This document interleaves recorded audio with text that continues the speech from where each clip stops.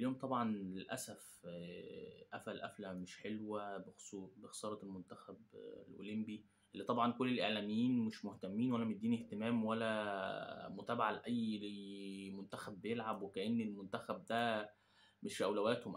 عندهم كهربا بيلعب، اسمه إيه ده، تشكيل كولر، إيه التغييرات، الأهلي الزمالك. بصراحة حاجة مستفزة جدا لما يكون منتخب بيلعب باسم بلدك وعلى بطولة ومفيش أي دعم ولا في أي مساندة ليه، ولا في حتى جماهير راحت ولا أي حاجة خالص. حاجة مؤسفة جدا. المنتخب بصراحة ظلم النهاردة تحكيميا بطريقة غريبة جدا. الحكم، احنا كنا متقدمين 1-0 والحكم طرد محمود صابر في الدقيقة 15. احنا بنلعب لحد 120، احنا بنلعب ناقصين واحد. فالمنتخب بصراحة يشكر على كل الأداء وعلى النتيجة اللي هو عملها دي. احنا ما قصرناش في حاجة كلاعيبة، اللعيبة ما قصرش في حاجة.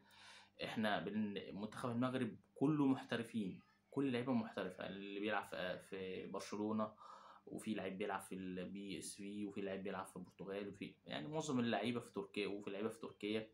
فمعظم الناشئين عندهم محترفين. احنا ما فيش حد تقريبا في اللعيبه اللي كانت بتلعب النهارده محترف.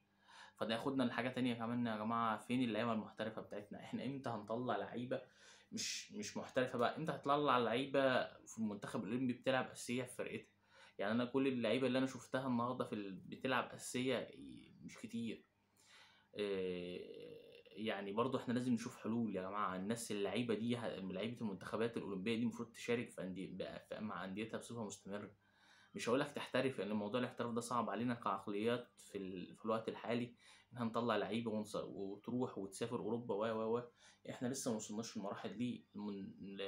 فرق شمال أفريقيا سبقتنا بكتير، والدنيا راحت معاهم في حتة تانية غيرنا احنا خالص. احنا لسه التفكير، لا ده لسه لعيب صغير، لحد ما يبقى عنده 30 23 سنة يقول لك ده لسه لعيب ناشئ.